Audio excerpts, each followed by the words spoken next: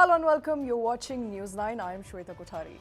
We're bringing you stories from the world of business, policy and economy. First up, Life Insurance Corporation LIC has recorded a standalone net profit of 13,000 crore and upward for March quarter of financial year 23, growing 466% over the corresponding period in the last fiscal. Also, Tesla is strengthening its bid to enter India, proposes setting up a factory in India to build electric cars for domestic sales and exports. Government is planning to stop chemists from forcing people to buy entire medicine strips. We will be discussing that. And ED, Enforcement Directorate, has raided 25 locations in probe against foreign registered online gaming companies. So news tightening there for gaming companies in India. Finally, Income Tax Department will work on specific data collected through TCS and TDS to identify people evading tax. We will be discussing all of that and more. With me is my colleague Karthik Malhotra. Karthik, good morning. Hi Shweta, good morning. Great news coming there for LIC. Oh yeah, I think it's a day of great news and it's a news-packed day. So there are a lot of stories which we will have to keep our eyes on, and let's see how the day progresses. But yeah, LIC specifically, I think excellent results. Now, it's a six-fold jump when you look at a Y-on-Y quarter 4 to quarter 4 comparison between FY23 and FY24. Now, it's a six-fold net profit increase. When you look at the annual returns, the annual net profit for FY23 and compare that to FY22, then the net profits have actually increased ninefold. So the numbers are really interesting, and we'll put up these numbers shortly here and see. But what's also interesting to note is that on a face value of 10 rupees per share, LIC has declared a dividend, in fact, the board has proposed a dividend of 3 rupees per share. And that is fairly significant on a face value of 10 rupees. That is that's exactly 30% as dividend, which is not something that one gets to see very often. But I think, you know, the natural question that comes up is that are more people buying insurance? Are more people, not claiming living longer, and LIC is not paying out insurance because people are not dying? Or is the claim ratio down? None of that. Actually, this has been a one-time exercise, a one-off exercise that LIC has done by moving something called solvency margin from the account of the non-par fund, which is in the P&L account. It's a separate fund. The money has been moved from the non-par fund to the shareholders account. So it's a one-off exercise which has been done in the books of LIC, and that has resulted in these mammoth numbers. Not as much on account of more number of people paying insurance premium. In fact, I was about to come to that. Is it because more people are buying policies suddenly? No, so LIC has pretty clearly mentioned that this is on account of this transfer which has happened from non-par fund to shareholders account, and it is unlikely to recur. So, you know, when you compare Q4 next year, there is a great chance that you will see a sizable dip as compared to Q4 of 2023. Okay, so while it's good news for now, it's good news for shareholders. Absolutely. It's good news for people who invested in LIC, stayed invested in LIC. It's a great dividend offer for them, and I think LIC listed just about 18-20 months ago. So from that standpoint, you know, the early movers, the first movers who got into the stock, you know, have turned out to be winners ultimately. But I doubt this luck is going to continue for those who enter the LIC stock today. Okay, and another very interesting news coming in for LIC, because LIC has also invested substantially in Adani stocks. LIC investment has hit 45,000 crore in less than 2 months, as we see a rebound in Adani stocks. So good news for LIC and its investment, because I remember when the entire Adani Hindenburg saga came to light, a lot of questions were raised, of course, on public sector banks and on LIC for its investment in the Adani portfolio, and what sort of impact will that see post, you know, we saw a stock market crash of sorts for Adani.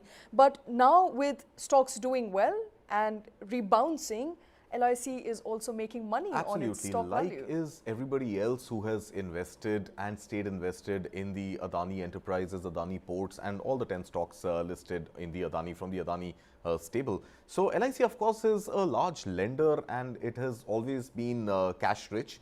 It has always been a public sector undertaking, so to speak, with with a clean sort of record and balance sheet and P&L of its own. So it has been a lender. It has invested in a lot of infrastructure projects. Adani, of course, being one of the largest infrastructure developers in India, with businesses from ports to airports to roads, highways, tunnels, bridges, etc. LIC was obviously one of the many financiers from the Indian holdings to invest in Adani. And as we saw, especially last week on Friday, when there was prima facie no misguided practice found in the books of Adani and in the overall MPS and shareholding pattern, I think the stocks rebounded and the rally continued Monday and Tuesday, a little dip yesterday. So anybody who stayed invested in Adani has made gains. Money, and LIC, of course, being one of the large lenders itself, has stood in the green. Absolutely, stood in the green, and that too to the point of 6,200 crore rupees since April. That's right. And is currently making huge profits there. 6,200 crores, has invested 45,481 crores, and thanks to the stellar rally in Adani stocks, LIC there minting money. Also good news coming in as far as its profits and its books is concerned. But shifting focus to another important, interesting story that we've been tracking, and that is Tesla. Karthik, Tesla, we know and we talked about how Tesla officials came in and met with Indian authorities in a bid to sort of re-enter India after its failed attempts, and specifically Elon's attempts, not just offline but also online on Twitter, to get some sort of bargain. To add some pressure, to get some sort of bargain from the government. Government denied, absolutely no cut in import duty, which means the market temporarily closed for Tesla, but now with him back from Twitter to Tesla, focusing and synergizing his efforts to sort of get into new markets. As we were discussing, Mexico being one, India being another, it appears that there are better avenues now, because they're agreeing to finally make in India, and that is what many newspapers are reporting, that they could be setting shop in India, they could be manufacturing in India. That will substantially bring down cost of cars. Right. So Shweta, with this man here, Elon Musk, it's really very difficult to go beyond the scope of speculation, right? What is going on inside his mind is very difficult. I'm not sure if even he knows exactly what's going on in his mind. So he's a maverick, and he's obviously, he's made sort of great businesses and continues to foster some businesses which may not be great on the books. Twitter, for example, which has been making losses. But largely speaking, Elon Musk and Tesla, their tryst with India goes back about 2 years or so. And 2 years ago, there was a possibility of Tesla coming to India, selling its cars in India. But the government of India put a very clear condition. They said, you want to sell in India, you make in India. Right. And I think the statement came from Nitin Gadkari and no less. And they said, by all means, we are an open market. You're free to come and sell your vehicles here, but we can't permit you to just open a showroom, import cars from China and sell them in India. So the FDI norms of sourcing from India, I think it's at least 30% of sourcing has to happen from India, and that has to increase and has to sort of, keep stepping up as the company spends, any international company spends more time in India. So I think we were very clear from day one that you've got to manufacture in India to sell in India. Now, for the balance part of what is not manufactured in India for any company, including Tesla, the meetings that happened last 2 weeks ago, maybe, if I'm not mistaken, where some Tesla officials had come over and they had met key economic ministries as well as some private sector, companies to partner with. What really came out was, and what you mentioned, the pressure tactics, that Elon Musk was trying on his own platform, Twitter. I think the ask was that India should relook at its import duty for cars, right? And electronic cars being part of the same segment. And the ask was that we don't want to look at 100% import duty, and it should be closer around to, let's say, a 40% or something, right? A 40% duty is what we want to look at. Actually, 70% to 60%. Was it 70? Okay, right. So there was asking for some concession there. Yeah, there was this duty cut expectation from the government, which we don't know what really transpired in those meetings, and time will tell.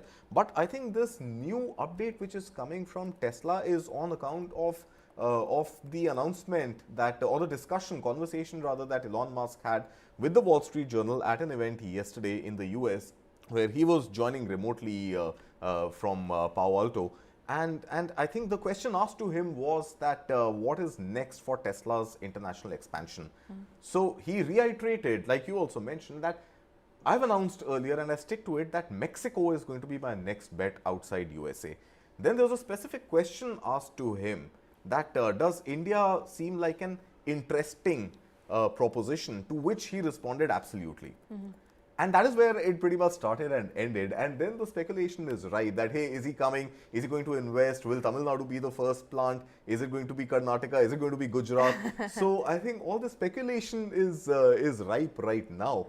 But what is really happening inside that beautiful mind of his is something that we'll have to wait and watch for. But of course, I mean, if Tesla makes its entry into the Indian market, it opens up more avenues for the high net worth individuals to splurge on very expensive cars. And but what that also does is, of course, which you can't deny, correct me if I'm wrong, yeah. if he were to make in India, and Yeah. if he were to set a shop in India, be it in Tamil Nadu, be it in Telangana, wherever he deems it fit, and he's being non-committal because he only responded in one word answer, and that is absolutely. Yeah. Nothing to add to that. But if he were to make in India, and there would be a substantial cut there, therefore, because there'll be no import duty levied on a car which is assembled in India or made in India, or parts made in India and assembled in India, which means Tesla cars are going to be less expensive as opposed to if he were to bring them from outside. No doubt, they will be less expensive, but there is this beautiful difference between cost and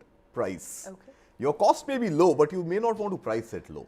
So, of course, you will not be paying the import duty. So, let's say something that would have cost you maybe 1.4, 1.5 CR will now end up costing you 80 lakhs, 90 lakhs. But yeah, I mean, so that is the arbitrage as opposed to paying duty.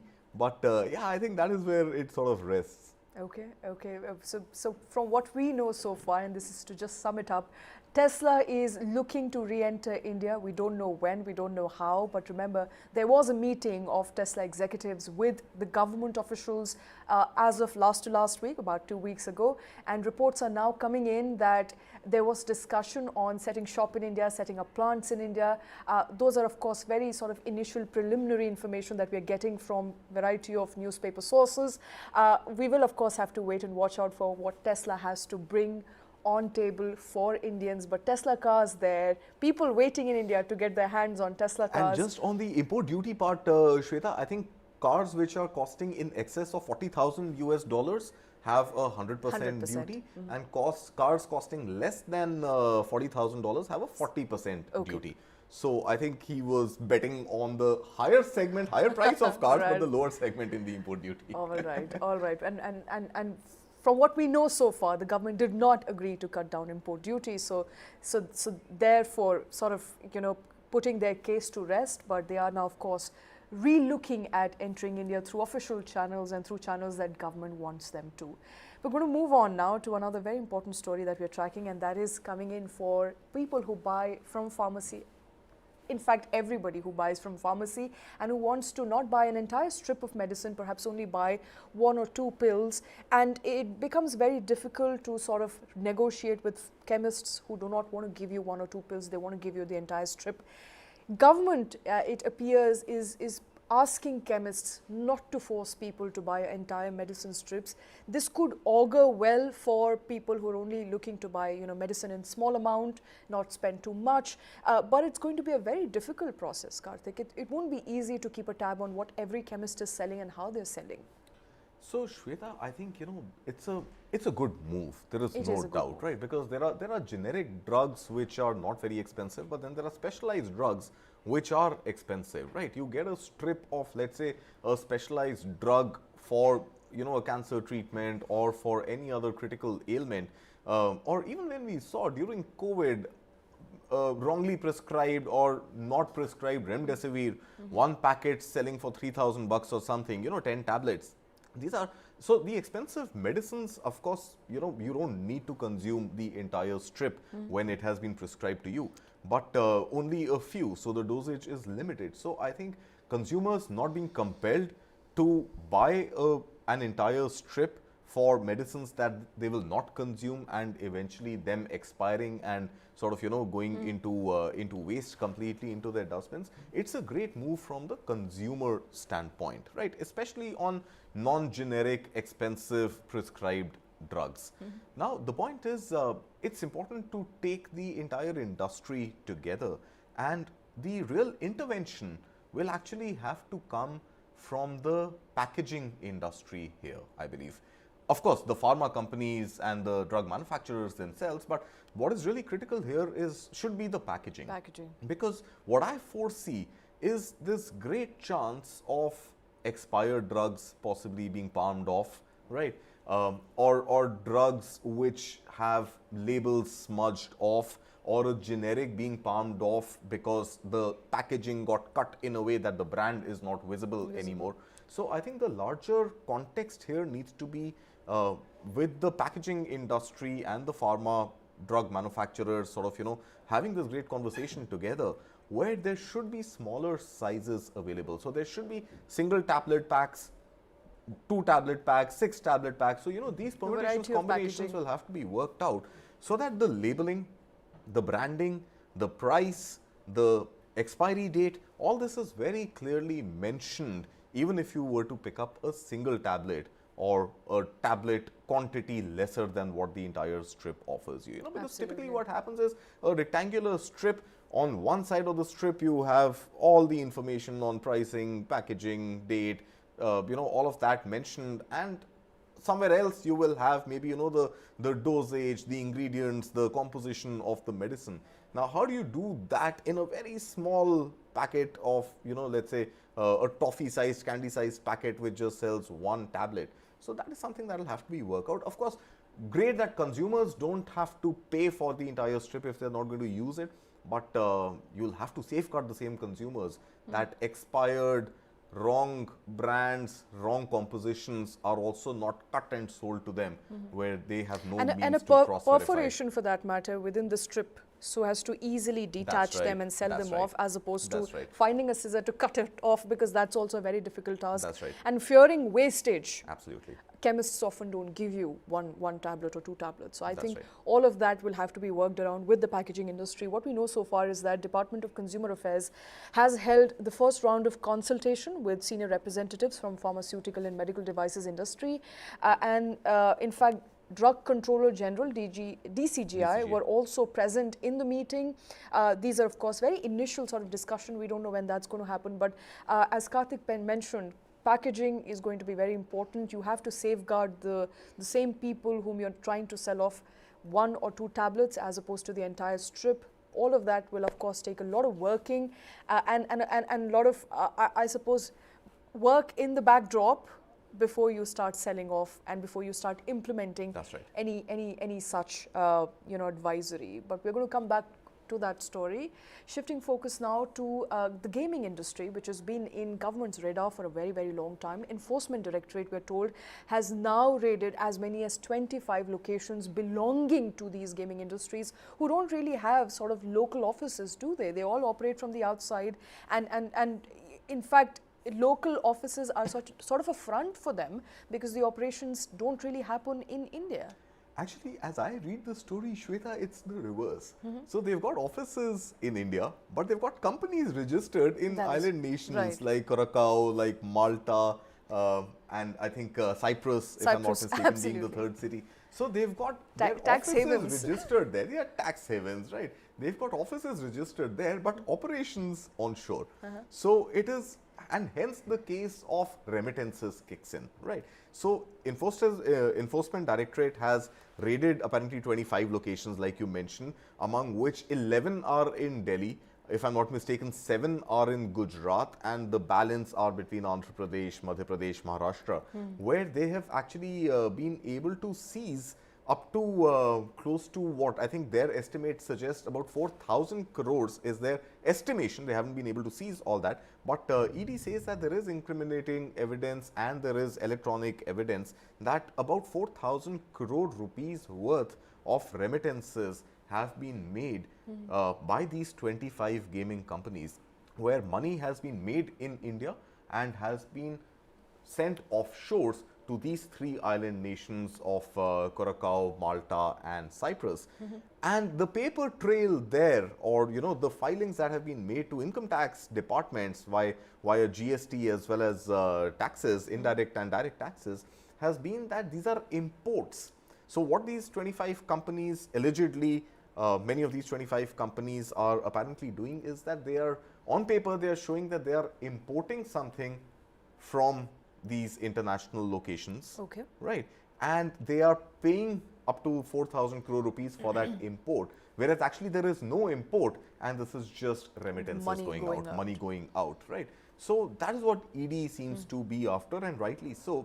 Also because there are these specific categories of online gaming and betting, gambling in general, which is not permitted on Indian shores, whether in an online or in an offline format, right? So racing, riding, any hobby activities which will draw in income, including online gaming, right? Any income drawn from these activities and remitted abroad is not allowed under FEMA guidelines, right? So the Foreign Exchange Management Act very categorically mentions that it prohibits any such income to be remitted outside of India.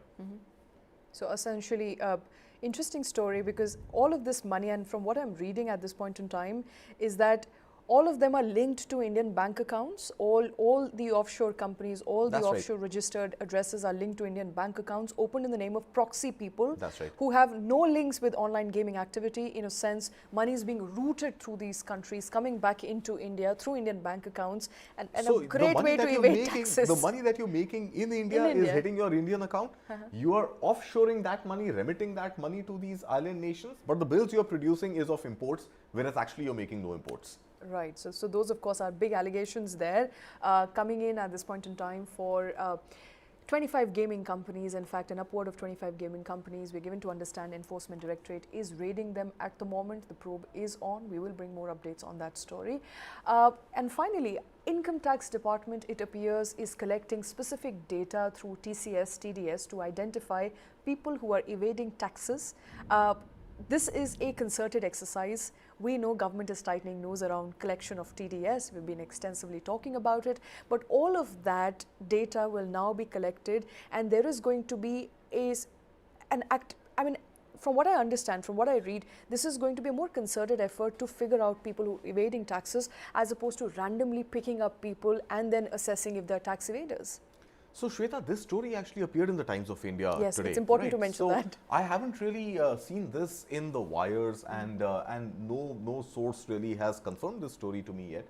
But it's a non-byline story that came in the Times of India. But the read is interesting, and I think it's important to pick up that story and tell our viewers also to sort of be on the lookout. Simply because you're right, it is a concerted effort, right? From what I understand, with this entire digitization, linking of Aadhaar and PAN, and sort of all your financial documents being very electronically, digitally available and interoperable in that sense. So what is really happening is, I think the government is using big data to really try and profile certain individuals, looking at TDS, looking at TCS, which also, as we have been discussing and will continue to discuss, those limits also increasing and multiple other sections coming under the TCS ambit, plus GST. So these three pools are being looked at to identify apparently a profile of certain individuals, and then marrying that profile specifically with the income tax returns that they have filed on their individual incomes, and marrying these two to figure out what is the delta. And it seems from that Times of India report that the government is going to physically go after that set of the population where there seems to be a mismatch, as opposed to a randomized selection for scrutiny. So up until now, what used to happen was that there is data of just about 6 crore, 7 crore Indians who file taxes. Crores, yes. There is data of these 7 crore taxes. It's a lot of data, but the randomizer is going to pick up, let's say, for every assessing officer, AO, it will pick up, let's say, 15, 20 entries in a month. and say, hey, this has been randomly selected. There is no logic other than randomization given to the machine, which picks up these 15-20 cases per month for every AO, sends it to them, and then the AO opens up the books of these accounts and looks at their income tax return, and in some cases now that process became faceless. So, send an email, ask for certain documentation, and do a top of the surface evaluation of broadly things looking in place or not. If they look in place, case closed, no problem, no further emails. If there seems to be, through this random exercise, any discrepancy, then you get into investigation and you are able to maybe, in a population arrive at a couple of hundreds or thousands of people who may not have correctly filed their taxes voluntarily, involuntarily, willingly, or not, notwithstanding, you are able to reconcile. Now, using big data, this larger group of people is being identified, looking at TDS, TCS, GST and income tax returns, and high-ranking officials has been mentioned in the report. So, I think looking at their income versus looking at their spending and trying to arrive at discrepancies there. Okay. And in that case, the report says that it's not even going to be a faceless scrutiny, it is going to be a formal scrutiny. Okay. So here's how you simplify it.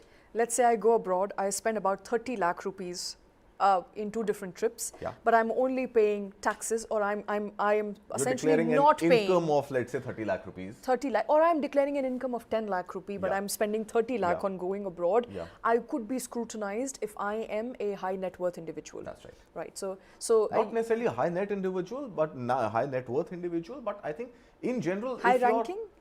High ranking has been mentioned, but I think in general, if your TDS, TCS is match higher than the actual income that you are declaring, or the percentage of that income that should have been taxed suggests that your income is higher than is lower than what you are spending. Obviously, there's a mismatch. You have other sources of income for which you should be held accountable. For other sources of income that you've not declared, and you could be in scrutiny for that. Interesting development coming in from Income Tax Department. We will of course keep tracking whether that story appears in other places as well, apart from Times of India. But moving on to a story that is coming in from aviation sector. SpiceJet insolvency hearing is expected to take place today. The NCLT is asking SpiceJet to solve its issues with the lessors. Now, NCLT in the last hearing observed that neither party have presented a resolution nor come prepared with arguments on insolvency issue. The lessors have confirmed to NCLT that settlement talks had not just yielded any results, and they are proposing to SpiceJet to work around with the lessors. That hasn't happened. Important hearing there coming in at this, we are given to understand will happen today in NCLT. That's right. And could decide SpiceJet's fate. That's right. So unlike Go First, SpiceJet has not filed for voluntary insolvency, but lessors and lenders both are pressurizing SpiceJet to honor payments, and they seem to have an inkling that SpiceJet may not be able to honor those payments, and they are the ones who are pushing the matter to NCLT because they don't want to see what happened in Go First happen with them. Absolutely. In this case, if the lessors are pushing for an insolvency plea for the airline, they get complete right over their aircraft, unlike what we saw in Go First. But incidentally, this comes a day after 2 days after SpiceJet was pretty much ridiculed on social media for not paying pilot salaries for up to 2 years, and some of my pilot sources also confirmed that payments have been sporadic for pilots. So obviously there seems to be a financial crunch at the airline. But it comes a day after SpiceJet actually announced salary hikes for their pilots, right? And pilots in SpiceJet are now likely earning up to 7.5 lakh rupees a month. So you're likely to be in a financial crunch. You are giving hikes to pilots who you have not paid regularly for 2 years, and here your lessors are taking you to an insolvency proceeding. Very interesting dichotomy. And remember, the chairman managing director of SpiceJet, Ajay Singh, has denied rumors regarding the airline filing for bankruptcy, also labeling them as baseless. The airline has in fact initiated the process of reviving its grounded fleet using funds worth $50 million it got from Indian government's emergency credit line guarantee scheme. So That's right. it is utilizing the fund that it has received from the government. But all in all, you know, what does it really speak about the aviation sector? And I think this is a constant sort of a discussion that never ends for us. One after the other, and to borrow from your example, it is falling like, it's toppling like dominoes, you know, one after the other. Yeah, until there will be only two left. So if you ask me, my personal opinion, I wouldn't like to say that, you know, I have a great deal of professional opinion here, but my personal opinion and my analysis of trends suggests that the Indian aviation sector is heading towards a duopoly. And you will only have the Tata, AirAsia, Vistara combined one corporate entity taking to Indian skies under different brand names, and you will have Interglobe Aviation that runs Indigo as the other entity, and it's going to be very difficult for where do you place players. Akasa? Yeah, if at so all, Akasa if you place it in the map. No, I do. I mean, it's there, it's relevant. But, you know, I'm not saying a typical duopoly where there are only two players commanding 100% of the market. But there are going to be 99%. There are going to be two players which will together own a lion's chunk of the market, with fringe players existing on the sides who will fly maybe, you know, smaller duration flights, lesser number of aircrafts, not prime time operations in key metros, and in general servicing only a few pockets within the larger map of India, as opposed to, you know, these full-blown two large dominating players which will control the entire skies. So we don't see SpiceJet going away anytime soon. We are hoping that Go First is going to revive operations. We don't know when that's going to happen. Akasa is just getting there. Even as that happens, you know, the likes of Indigo and the Tata, Vistara, AirAsia combined is actually going to keep increasing its market share, leaving the likes of Go First, SpiceJet, Akasa and what have you scrambling to eat into that little remaining piece of the pie. And eventually, you know, some of them would survive for a little longer than the others, some of them would consolidate, get taken over, get bought over, file for insolvency. All of that is going to keep happening for the airlines that operate in that smaller chunk of the pie. You know, before I wind up, and this is interesting because we don't know what is better. Is a duopoly better? Is consolidation better in the aviation sector? Because many experts that we have had on our show said we are heading towards consolidation, and that would mean that would be the future of aviation space. That would mean better services, but it would also mean higher prices. But better profitability and as better well. profitability. So airlines are going to be more sustainable, but people, commoners, may not be able to take to skies because essentially there is no competition, there is no free market. Smaller airlines are unable to sustain. But unlike a monopoly, Shweta, and a duopoly, there is still going to be a price war. Okay. Right. If there is only one player, obviously you can command any price you like, unless there is a cap on it, which is a regulation, a law, rule set by the government. Otherwise, in the private sector, there are two players. They will keep, I mean, look at what is happening with Jio and Reliance. Neither of them are able to, Jio and Airtel, none of them are able to actually hike prices because it's a very tightly fought market. Absolutely. In the aviation space also, now as only two airlines or two groups remain as large, market commanders, you will see that they will also then derive greater economies of scale.